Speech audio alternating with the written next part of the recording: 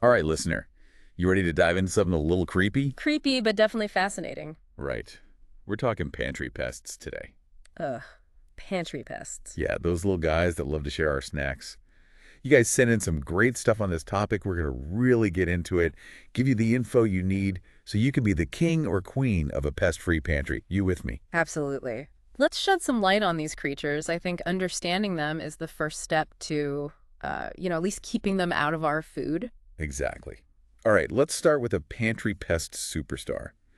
One you've probably encountered more than once, the Indian meal moth. Oh, yeah, those guys. I mean, they're everywhere. And their larvae will pretty much eat anything. Grains, nuts, even pet food. So not super picky eaters. Not at all. But here's a fun fact. They don't actually like plain flour. Oh, interesting. So it's not the flour itself, it's all the things we make with flour that they go after. Yeah, exactly. Okay.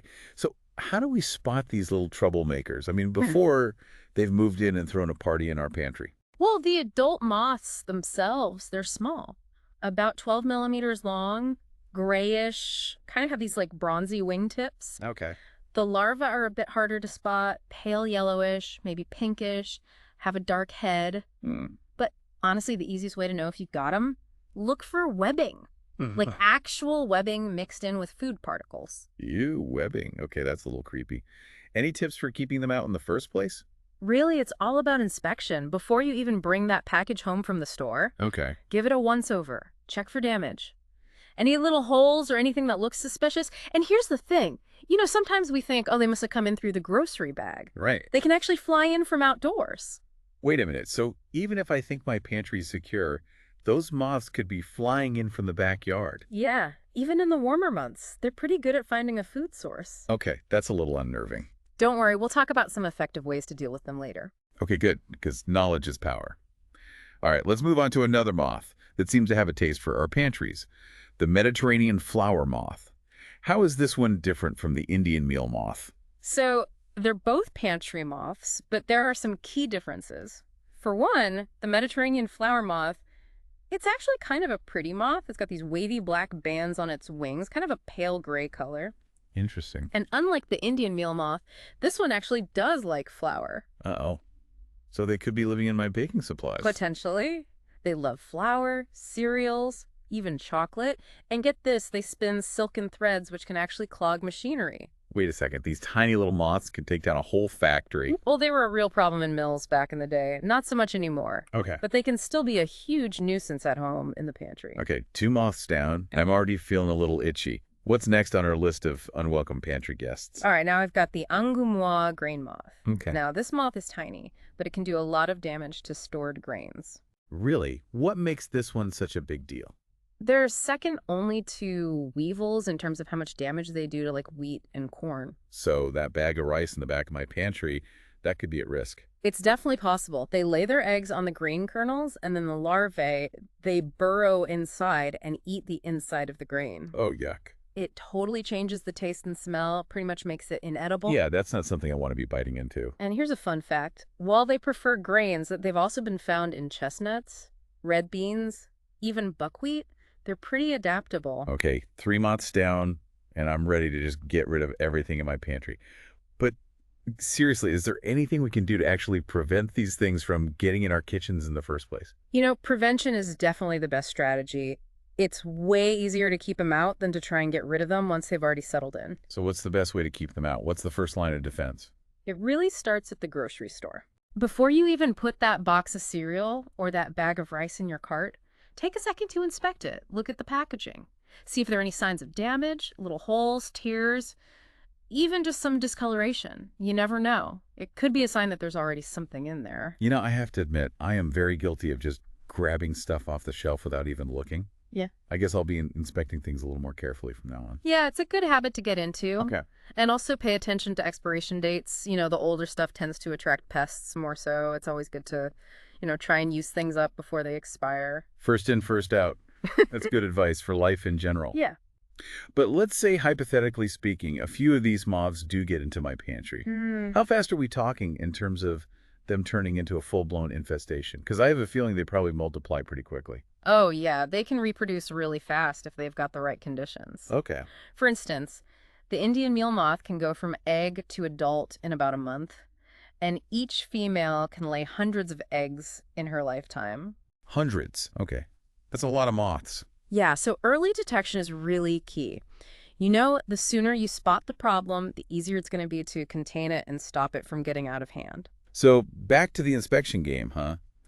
Regular pantry checks, looking for those telltale signs.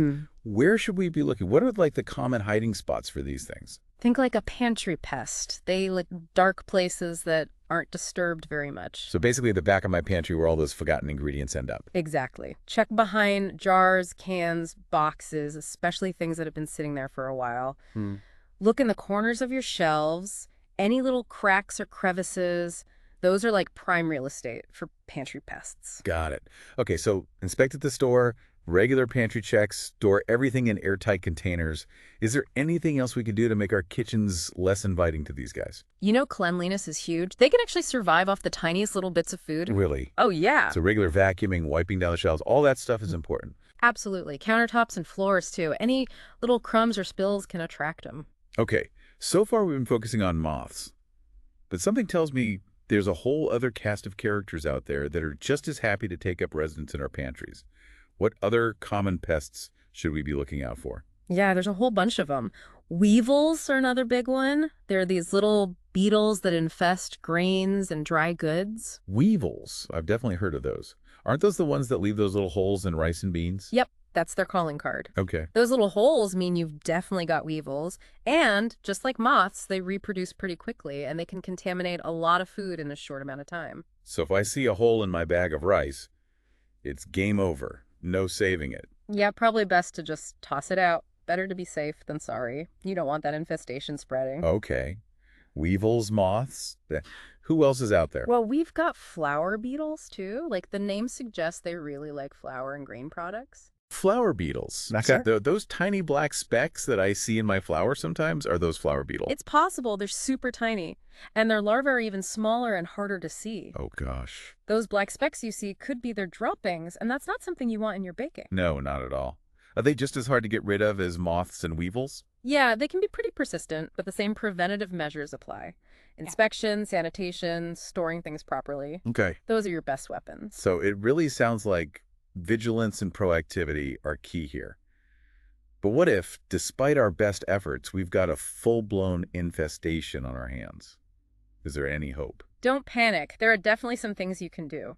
First things first, you want to isolate that infestation. Get rid of anything that's infested and clean the area really well. You want to contain those little guys. Okay, we've covered that part. What's next? Well, before we jump to the heavy-duty stuff, you can try some natural remedies. Bay leaves and peppermint oil are known to repel some insects. Really? So I can fight pests with aromatherapy? It's worth a try. They might not get rid of a really bad infestation, but they could help. Okay, natural remedies for mild cases. Got it. What about for those really stubborn infestations, the ones that just won't quit? If you're dealing with a really bad infestation, you might have to consider insecticides. I have to say, I'm a little hesitant to use chemicals around my food. I totally get it. If you do go that route, make sure it's specifically labeled for use in pantries and food storage areas. Okay. And always follow the instructions super carefully and be safe. Safety first, always a good motto. But are there other non-chemical options that we can try? Something a little less drastic than insecticides? You could always call in the pros. A professional pest control company will have the experience and the right tools to deal with it and prevent it from happening again. All right, good to know there's backup if we need it. Let's circle back to prevention for a minute. You mentioned inspecting food at the store, checking expiration dates, any other proactive steps we can take. Yeah, temperature control is a big one. A lot of these pests, they thrive in warm, humid environments. So keep my pantry cool and dry. Exactly. Yeah. Good ventilation if you can try to keep it below 70 degrees. Okay. And we've touched on this before, but it bears repeating. Store things in airtight containers. You're essentially creating a barrier that the pests can't get through. We did talk about containers, Yeah. but what about the material? Does it matter? Glass, plastic, metal. Glass and metal are generally the best, but sturdy plastic containers work well too. The key is a tight-fitting lid. Gotta have that seal. Airtight. Got it. Are there certain types of foods that are more likely to get infested than others? Ones we should be extra careful with? Pantry pests are generally attracted to grains, nuts, seeds, dried fruit, and processed food. So anything in those categories you definitely want to be extra careful with. So basically all my baking supplies, my snacks, anything green-based, those are top priority. Exactly. And don't forget pet food too. It can be a target for pantry pests as well. Okay, my dog's kibble will be safe and sound. What about those old wives' tales? Using bay leaves or cedar chips to repel pests. Is there any truth to that? There's definitely some anecdotal evidence out there suggesting they might have some repellent properties, but nothing's been scientifically proven. So they might help a little bit, but not a guaranteed solution. Exactly. If you're dealing with a real infestation, you'll probably need something a little stronger. Right. Well, we've covered a lot of ground today. We talked about prevention, identification, control, even professional help. But I feel like there's always more to learn when it comes to these persistent pantry pests, right? Welcome back. I thought I knew a thing or two about keeping a clean kitchen, but this deep dive has really opened my eyes. I know what you mean. It's amazing how much we don't think about. We just open up our pantries, grab our ingredients. We don't really think about what might be lurking in there. Exactly. And we've talked about how to keep them out and how to get rid of them, but I've been wondering about something. How did these pests even get into our food supply in the first place? Yeah. It's like they've been with us forever. Well, they kind of have. The history of pantry pests is really tied to the history of human civilization. As soon as we started cultivating crops and storing grains, we basically created the perfect environment for these bugs. So we kind of invited them in? Yeah, basically we gave them a free meal. These insects have been evolving alongside us for thousands of years. Wow. Figuring out how to survive on the food that we're storing. They're experts at it, especially when it comes to grains, nuts, and dried goods. So they're like expert stowaways hitching a ride on our food supply. That's a great way to put it. And they're really good at getting into our homes, too. Yeah. Cracks, crevices, packaging, open doors, and windows. They always find a way. It's like they're determined. They are.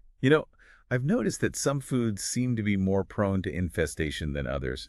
Is there a reason for that? Yeah, different pests have different preferences, like Indian meal moths. They love grains, nuts, dried fruit. Right. Mediterranean flower moths go for flour and grain products. Makes sense. And weevils, they love rice, beans, and legumes. So know your enemy, huh? If these bugs have been around for so long, haven't we figured out how to get rid of them for good? I wish. We've gotten better at pest control, but they're just really persistent and they adapt. So it's a never-ending battle. Pretty much. We're always going to have to be preventing, detecting, and controlling them. It's a team effort then. Exactly.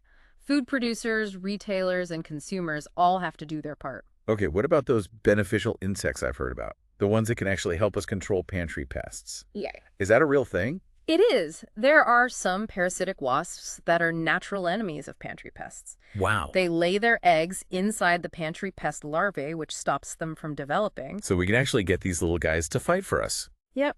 There are products out there that contain these wasps. You can release them in your pantry to help control the population. So it's not just about eliminating the pests, it's about restoring some balance. Exactly. It's a more sustainable way to deal with the problem. Well, this has been an amazing deep dive. I've learned so much about the secret life of pantry pests. I feel like I can actually do something to protect my kitchen now. Any final words of advice before we wrap up? Just remember, knowledge is power. Right. The more you know about these pests, the better you can prevent them from taking over your pantry. Be vigilant, stay on top of things, and don't be afraid to call for help if you need it. Great advice. And listener, even if you do find yourself with some unwanted guests in your pantry, don't give up. With a little effort, you can win the battle against pantry pests and have a pest-free kitchen. Until next time, happy snacking.